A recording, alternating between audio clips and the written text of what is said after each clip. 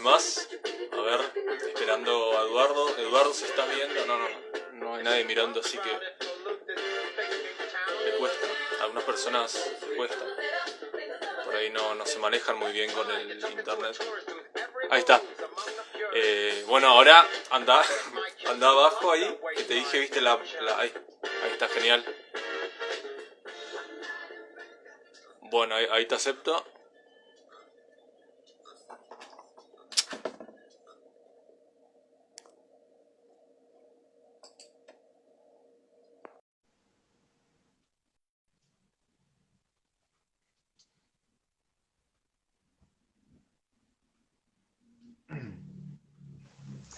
Hola, ¿cómo Hola, estás?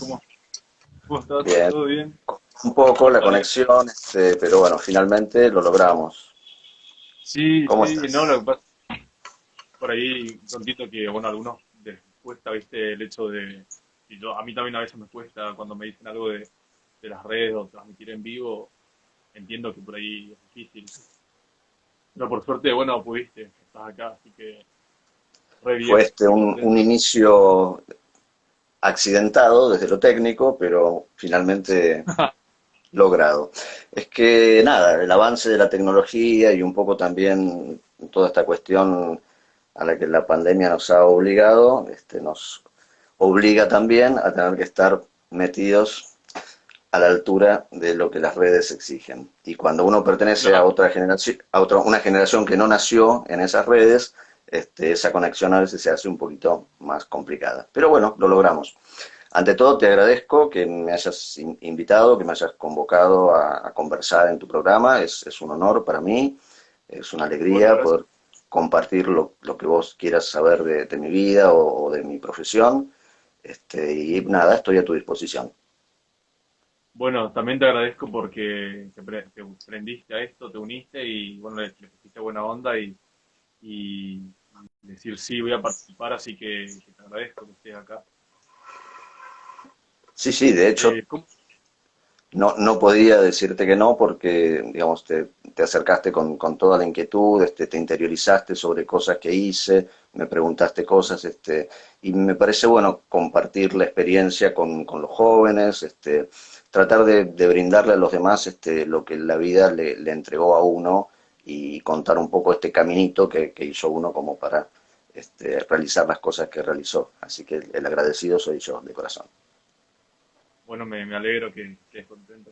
Bueno, justamente de eso quería empezar a hablar, ¿viste? A que cuentes cómo empezaste, bueno, con todo esto. Sos maquillador, sos autor y sos director de arte. Varias cosas, algunas relacionadas entre sí, como esa que vos nombraste, que están relacionadas con la producción audiovisual, y otras que tienen que ver con una formación más teórica o más académica, por la cual también pasó mi vida, y que bien o Sí. mal, digamos, pude ir llevando las dos juntas hasta donde pude, y después ganó un poco más una por momentos, otra más por otros, pero cada una de esas cosas aportó un granito de arena para construir lo que hice con mi vida. En relación al maquillaje, me decía, sí, soy maquillador y caracterizador de cine, de televisión, de teatro, en los Ajá. medios aquí en Argentina y en el exterior también he trabajado mucho. Y bueno, eso a lo largo de casi 40 años, imagínate. O sea, comencé cuando tenía 18 para 19, trabajando como asistente de maquillaje en cine, junto a mi hermano mayor, que también es un caracterizador muy conocido, un maquillador muy conocido de este país. Y fui aprendiendo con él y con los grandes de la historia del maquillaje de este país. No sé, recuerdo, por ejemplo, el formado con Horacio Pisani. Yo la primera película, la primera producción de cine en la que trabajé con César de Combi, que fue uno de los maquilladores históricos de este país.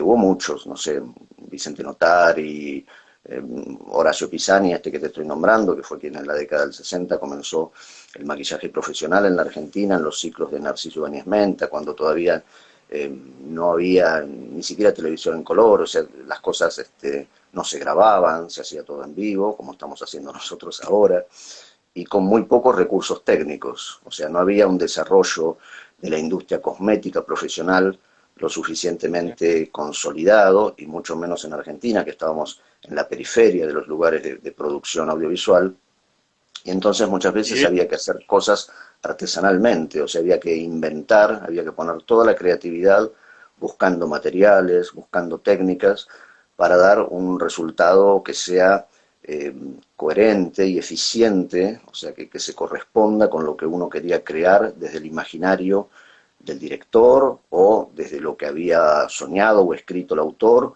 o desde lo que interpretaba el actor. Y eso era un verdadero desafío. Yo siempre recuerdo, por ejemplo, que Horacio Pisani contaba que en esos ciclos, para generar volumen sobre la piel y después maquillar sobre eso, como no había productos sintéticos como existen hoy, como látex o distintos tipos de resinas de uretano y demás que se han ido perfeccionando, aplicaba sobre la cara de este gran actor, que fue Narciso Ibáñez Menta, nada más y nada menos que dulce de leche de repostería, o sea, un elemento impensado sí, en relación al maquillaje, y encima que ponía, sí, sí, le embadurnaba la cara con eso que le daba volumen y después hacía todo como un tallado, como si fuese una escultura, porque la para idea que, que para que tenemos, parezcan cicatrices, porque obviamente era un personaje eh, siniestro, de una vida muy, muy golpeada, un perverso, digamos, el personaje que representaba Narciso en esa serie, y que había tenido un que sería, accidente y se había quemado en su laboratorio y había muerto, y después volvía a la vida para vengarse de aquellos que le habían hecho daño y que lo habían matado. Entonces, obviamente, hombre, volvía prácticamente como un cadáver viviente. Ese volvió de la efecto, muerte. sí, el hombre que volvió de la muerte. Ese efecto, en esa época en la que no existían estos elementos, estos materiales, él lo hizo con algo tan cotidiano, tan ingenuo como el dulce de leche, por ejemplo, porque era televisión en color, con cámaras que no tenían el registro, la nitidez de registro audiovisual que tienen hoy por hoy las cámaras, y entonces podía lograr eso. Imagínate si hoy por hoy vos le embadurnás la cara con dulce de leche a una persona y la pones adelante de una cámara, obviamente eso sería un desastre. En aquella época, Bueno, estamos hablando principios, mediados de la década del 60, del siglo pasado, eso era posible. Así se hizo la historia de la evolución del maquillaje en este país. O sea, se hizo a pura lucha y a puro pulmón, porque nosotros no teníamos ni la tradición, ni los recursos técnicos de Hollywood o de Cinecittà de Roma o de los grandes centros de producción de cine o de televisión. Y lo que se hizo acá se hizo aprendiendo y se hizo con experiencia y se hizo con claro. mucho trabajo y poniéndole garra, poniéndole verdadera pasión y creatividad a lo que uno tenía con los materiales disponibles que tenía en ese momento. Y yo eso siempre lo tomé como un ejemplo a seguir, ¿no? Yo tuve dos escuelas de maquillaje acá en Argentina, en las cuales se formaron muchos maquilladores profesionales que hoy por hoy trabajan en televisión o en productoras. Una hace muchos años en colaboración y sociedad con un estilista que fue Juan Carlos Azcárate, un precursor también de lo que fue la coloración en cabello en la Argentina. Y otra después que tuve solo en la localidad de Vicente López, donde se formó toda esta gente. Y yo les contaba estas cosas, más allá de enseñarles técnicas modernas de maquillaje o la aplicación de materiales modernos, para que tengan en Eh, cuenta que un maquillador tiene que tener siempre esa creatividad y esa osadía de largarse a lo impensable, porque a veces uno tiene que resolver cosas eh, así. Me estás haciendo como una señal, sí, no sé sí, si se escucha bien. sí, sí, no, pero te decía, ¿en esas escuelas vos te formaste o enseñabas?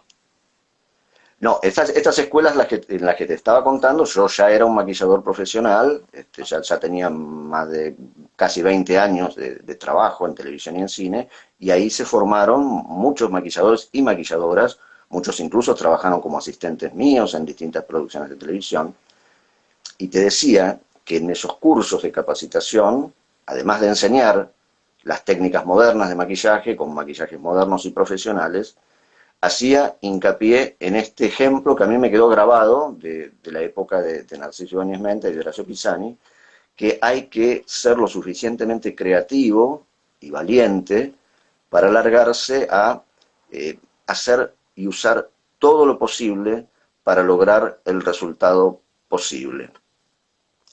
yo siempre recuerdo también, y esto a veces lo cuento, es como un poco divertido y hasta es un poco fuerte la imagen, pero a fines de los años 80, yo estaba haciendo acá en Buenos Aires una telenovela en la que trabajaba una actriz venezolana, Mayra Alexandra, un gran elenco argentino, no sé, actores como Machado, Eloísa Cañizares, una gran actriz argentina.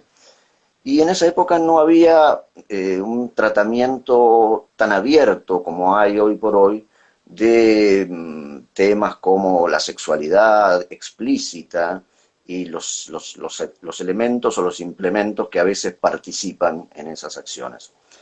Claro. Y había una escena en la cual este actor Machado tenía que pegarle un disparo con un arma de fuego a Eloísa Cañizares y la hería de muerte, pero no la llegaba a matar, porque esta actriz se interponía ante su hija, que era Mayra Alexandra, esta actriz venezolana, con ese instinto de madre para salvarla.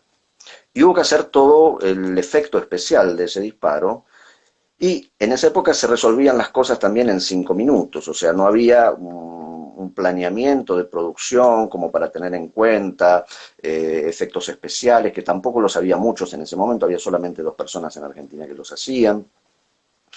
Entonces había que en un término de 15 minutos resolver un disparo casi en vivo, porque se grababa todo de una manera consecutiva, secuencia por secuencia, después se compaginaba, pero no se grababa como se graba hoy, suponete, empezando por el final de la historia, de la producción, y después armando todo eso.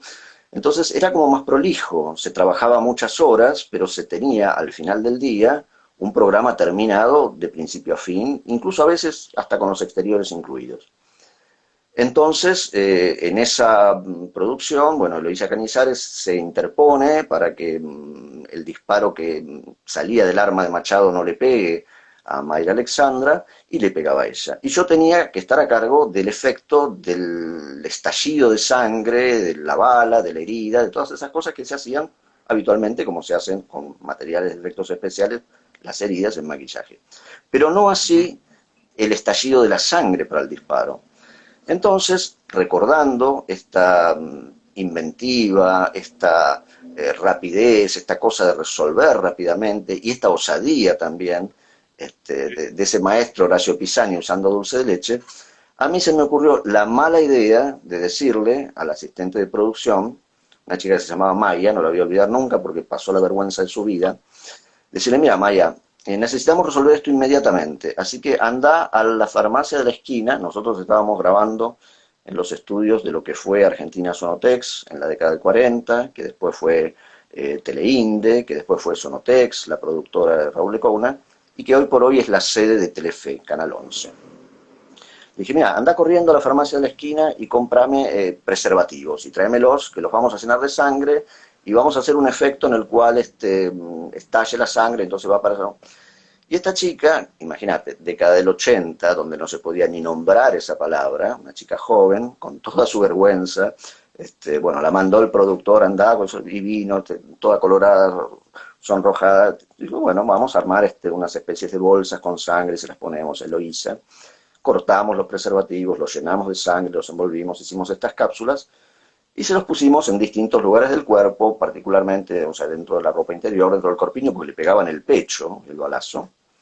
Llega el momento de la escena, aparece Machado, le dispara a Eloísa Cañizares. Eloísa Cañizares hace todo el acting, o sea, toda la parte dramática de estar herida, dolorida y caída y demás. Vos como actor lo podés entender bien, o sea, puso ahí toda su energía, toda su concentración, su memoria emotiva en recibir un balazo, y en el momento en que se lleva la mano al pecho para hacer estallar esto, pobre, yo no lo había tenido en cuenta, pero ella tampoco en ese momento se dio cuenta, los materiales con que están hechos estos implementos, o sea, los preservativos, es un látex muy resistente. No había manera de romperlo. No había manera de romperlo y la sangre no salía de ninguna manera. Entonces ella comenzó a luchar. Sí. Te pregunto, ¿era que agarre y se aprieta así? Por supuesto. Eso tendría que haber estallado, pero no estalló.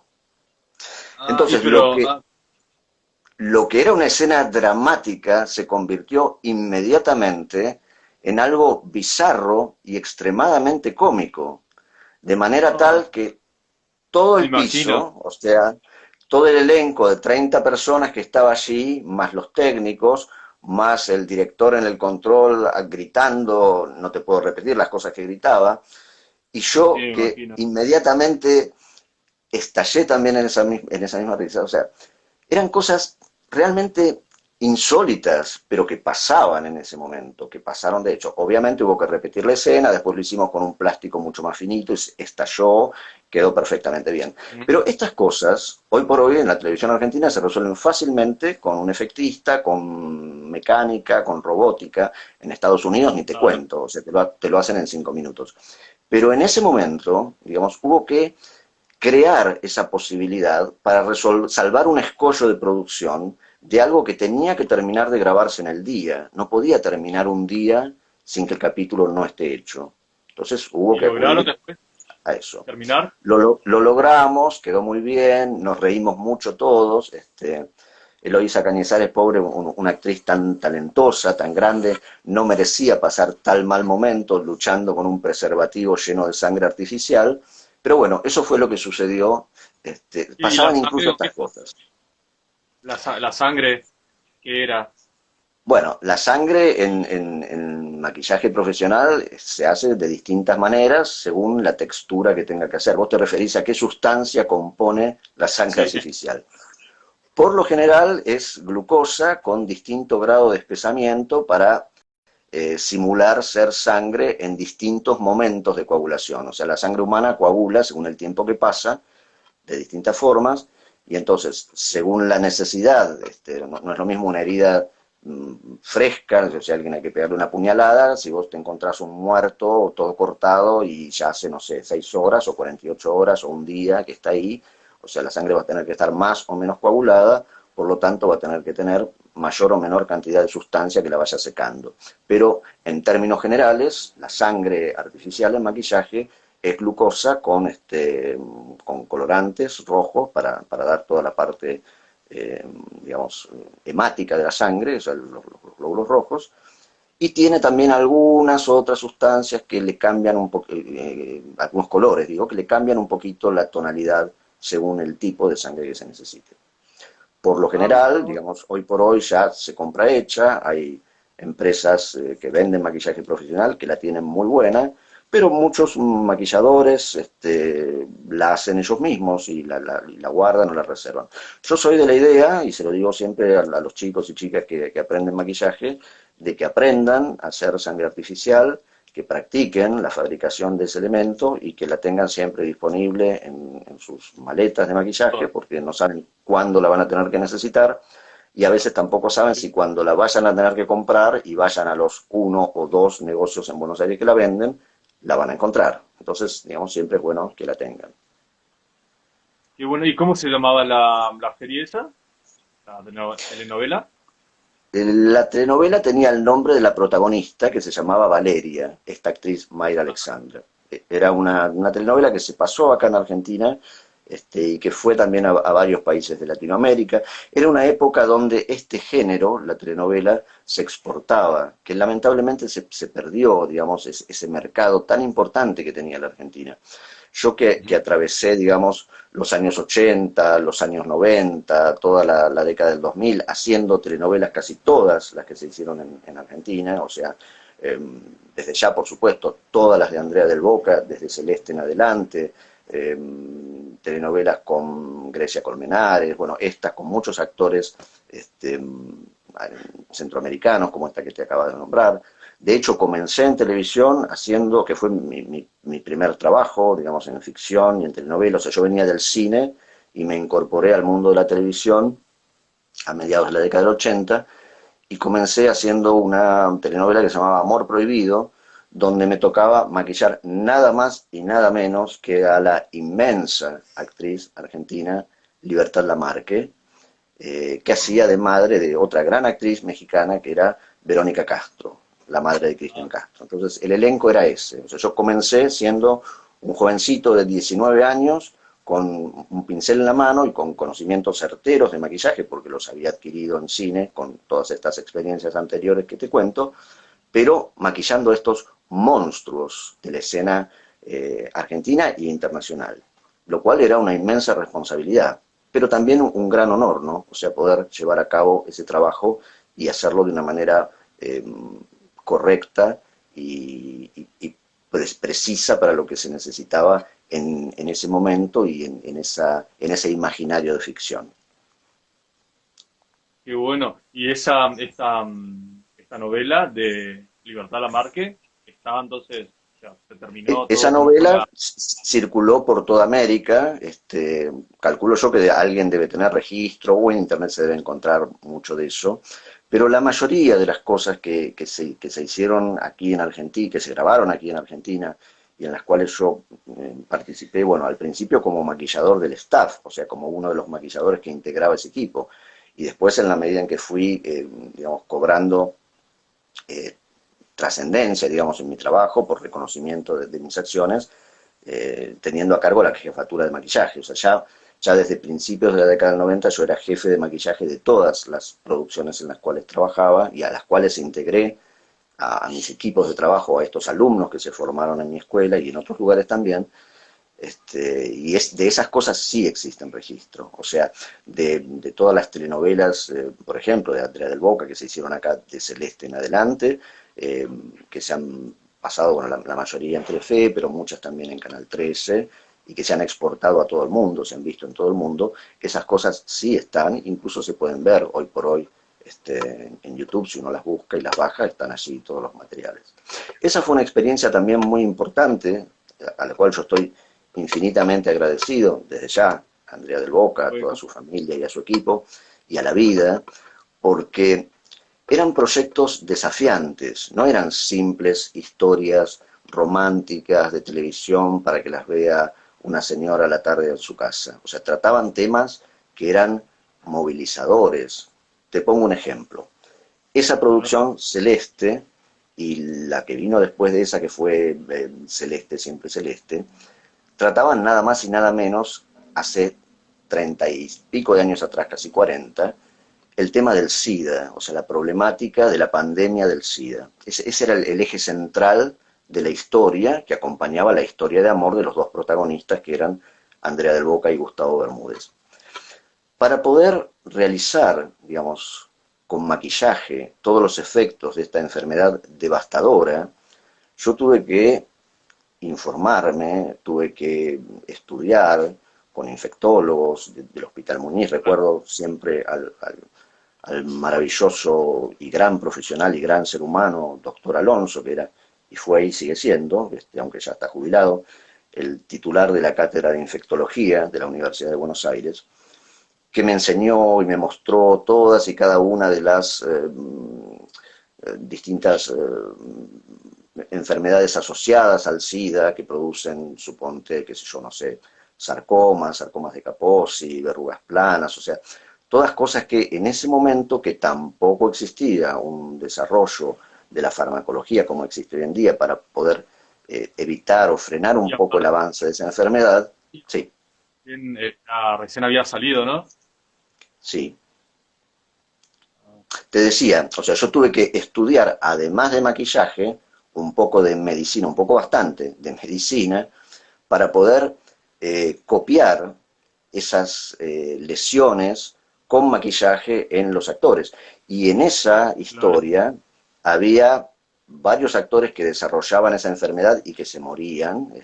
Entonces yo tenía que ir progresivamente llevando toda la evolución de la enfermedad con maquillaje desde las primeras lesiones hasta que el paciente estaba en un estado terminal y se moría. Y todo eso había que realizarlo con mucho respeto, porque estábamos hablando de sufrimiento, de enfermedad y de vidas humanas, pero también con una información muy precisa para no, digamos, inventar nada, para no horrorizar o escandalizar a la gente que atravesase ese drama, y para hacerlo de una manera competente, real, desde ¿Y cómo donde lo se hacías? pudiese.